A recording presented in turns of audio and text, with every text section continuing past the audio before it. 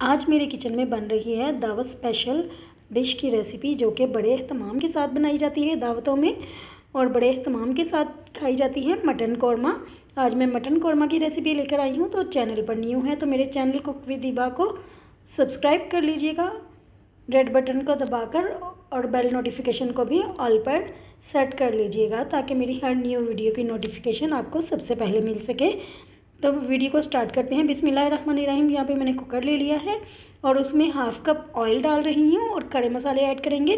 तो 10 से 15 दाने मैंने काली मिर्च के ले लिए हैं और 5 से 6 लौंग और एक बादियान का फूल और 1-1 इंच के मैंने 2 दालचीनी के पीस ले लिए हैं और एक बड़ी इलायची, 3 से 4 छोटी इलायची और जावित्री मैंने ले ली है थोड़ी सी, ये डाल देंगे। और ये सारे खड़े मसाले इसमें हम क्रैकल कर लेंगे अच्छी तरह से, इनका फ्लेवर ऑयल में आ जाए। और यहाँ पे मैंने मटन लिया है, आधा किलो है, यानी कि 500 ग्राम, और इसको अच्छी तरह से वॉश करके मैंने इसको खुश्क करके डाल दिया है और इसको भी घी में ऑयल में फ्राई कर लेंगे और इस तरह से कलर चेंज होने तक इसको फ्राई करेंगे।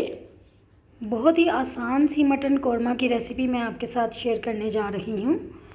तो इस तरह से इसको जब हम फ्राई कर लेंगे अच्छी तरह से 5 से 7 मिनट, और उसके बाद मैंने लहसुन अदरक का पेस्ट डाल दिया है।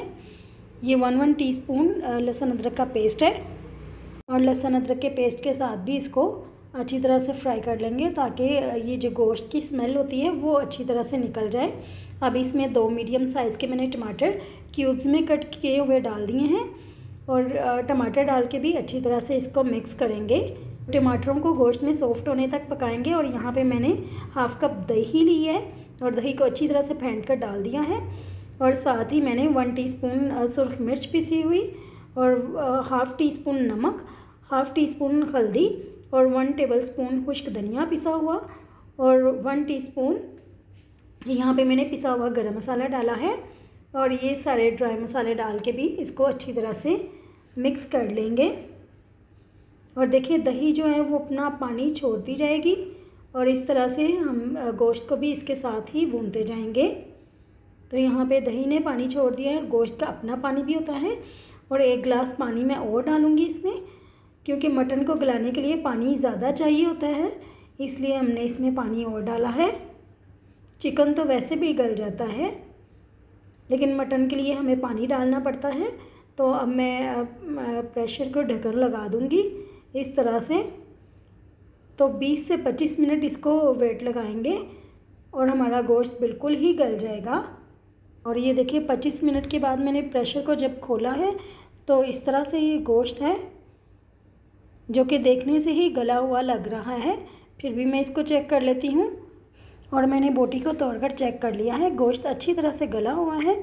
और यहाँ पे मैंने एक मीडियम साइज़ की प्याज ली है और इसको फ्राई कर लिया था और इस तरह से इसको तोड़कर डाल देंगे और अच्छी तरह से मिक्स कर लेंगे। और 2 चम्मच मैंने घर की मलाई इसमें डाल दी है और मलाई डालने से भी इसका फ्लेवर बहुत अच्छा हो जाएगा।